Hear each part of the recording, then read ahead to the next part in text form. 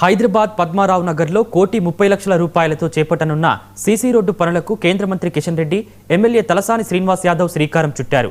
వర్షాకాలాన్ని దృష్టిలో ఉంచుకుని గాంధీ ఆసుపత్రి వెనక ప్రాంతంలోని రోడ్లను అభివృద్ధి చేస్తున్నట్లు కిషన్ రెడ్డి తెలిపారు. ఈ సందర్భంగా ఎమ్మెల్యే తలసాని మాట్లాడుతూ కాంగ్రెస్ ప్రభుత్వంపై తీవ్ర విమర్శలు చేశారు.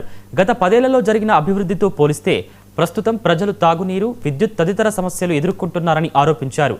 ప్రభుత్వం చేపట్టాల్సిన పనులను కూడా దాతల సహకారంతో చేయాల్సిన పరిస్థితి ఏర్పడిందని విమర్శించారు.